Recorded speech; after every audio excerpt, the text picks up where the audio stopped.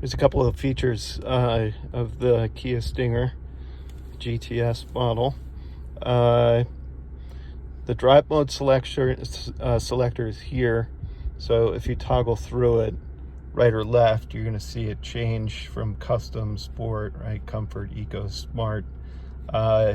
Sport puts everything in its highest setting. A custom mode, you can go to the screen here and you click on the vehicle setup, vehicle, and here's where you can customize some things here. You can change the powertrain. I put it into sport and put the steering in comfort. It's a little bit lighter on the steering that way. The all-wheel drive setting is in sport, meaning it is putting, without putting traction control off, it's putting 60% to the rear, 40% to the front tires. If you click onto the traction control setting here once, it's going to move it to 80% rear, 20% front.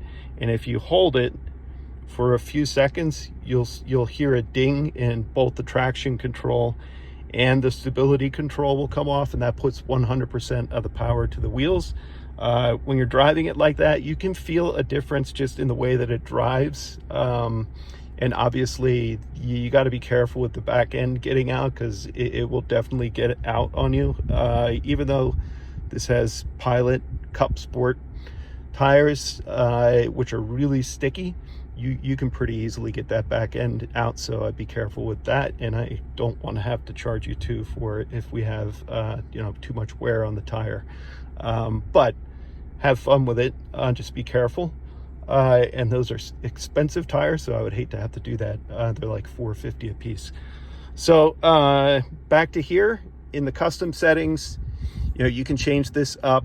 And the other thing is the active engine sound. So it's piping in fake or enhanced engine sound through here.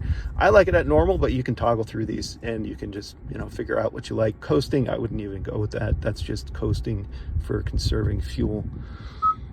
Some other features here: if you take with the gear shifter, the lever, when you move it into drive just like this, when you use the paddle shifters, it'll go through all the gears, and it'll hold it to almost the rev limiter, but it'll flip to the next gear if you hit the limiter. And when you stop, it's going to move it to first gear automatically. If you move this over, that's going to automatically, it's going to keep it in first gear.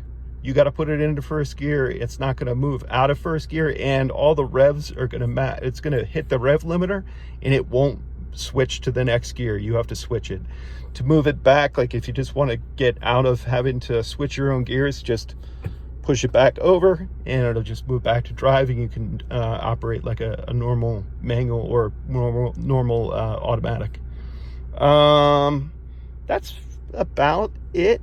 There's some basic controls up here. I hope that helps. Have fun.